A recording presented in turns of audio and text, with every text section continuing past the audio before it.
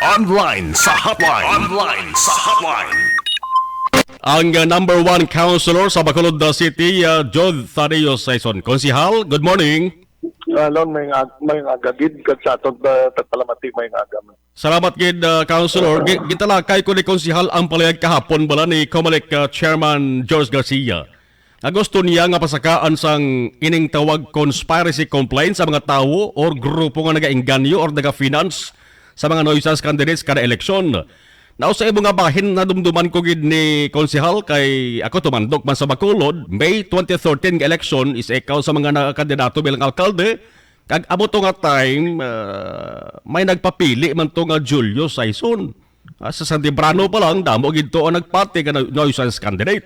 O naging Konsihal, ano imo sa ring reaksyon kapag awan sa siring plano or gitaduso sang Comelec nga dapat ay conspiracy complaints nga ipasaka, Konsihal?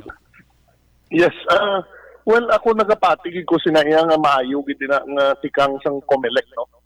Number one, Lon, kabalo kita nga nuisance kambig ipilit ka lang magdalagan para may maguba ang tiyak, no? Or maguba ang isa ka kandidato. Ti ang oras lang sang gobyerno para mag-hearing, para ipagwaon ka, para i-declare ka as nuisance candidate, ang gasto sa gobyerno, pwerte ka dako, no? Kaya tinakita mo na ni, amo ni natabo sa Dumaguete. Correct. Hindi bala? Ti naglabot ya sa hindi manami nga circumstansya nga pinasyanay sila no. So amo man na ang ti kabalo kita to let's get again the example of the Dumaguete. Kabalo kita to nga why gito yang ikasarang ang kontra. Kag ti later on nakita nga ang sa records nga hindi gani amo gali ito yung ngalan niya, lain ang ngalan niya. No? So I think it's high time for Comelec and I would like to commend Comelec na ginhimo na nila ni, no? Kay kadamo na gid ka sapad na kag sa ginambal ko it's a waste of time kag usik sang daway na gid bala siling respeto sa intelligence ang pumuluyo ta kaya binato niya pumuluyo ta ilituod. Gani man. So sa imo experience, councilor, nagligad nga 2013 nga elections, since nga nabalaan mo nga may nag-file mayor nga pareho sa imo sa apelyido, wala ka ba nagduda nga base kung may aragid tawo nga nag-finance, Konsihal? Well, during that time, siyempre damo ginasuspitsuhan, no? But of course, kabudlay man i-substantiate na.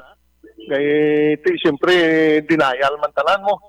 Pero kung may layi na, I think siguro mahadlok na sila. Di kabalo kagid, no? Why man niya sa pagpanupo sang parinti ko. Actually, parinti ko gito, si Julius, no? Pero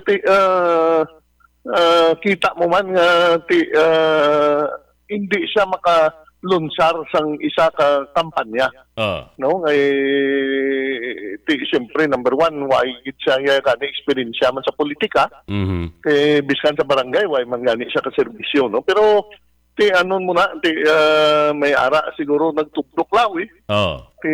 Amo na natabo, no? So kung may-ari na sinisang layi, I think biskan ang mga tublok lawi makulbaan na ni, no? Kaya may conspiracy mo.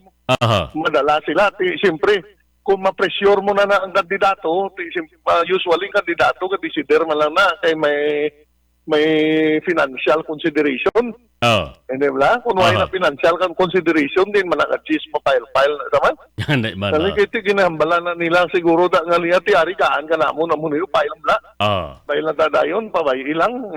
So, at the end of the day, makuhan kinaya, makanta ang nag-file kung sino nagbayad siya. Nagbayad siya, may ma-involved na yun sa conspiracy. So, ang naghatag sa bayad, siyempre, alang man siya lang yung mapriso. Itudlo yung ang naghatag ng kwarta siya. So, I think that's high time, no? It's high time nga ginpatuso ina sa Comelec. Anyway, Konsihal, salamat gina kag kabay pa nga matuldukan na ning problema ginatugas ring mga nuisance candidates gani sa kada eleksyon, labi na nga ti subong ho, may ara kita palabuton nga eleksyon sa barangay kag SK. Salamat kay Konsihal kag thank you, good morning sa liwat. Yes, Lon, salamat man kag may maaga sa tanan. Action Hotline. Amo na ginlabot naton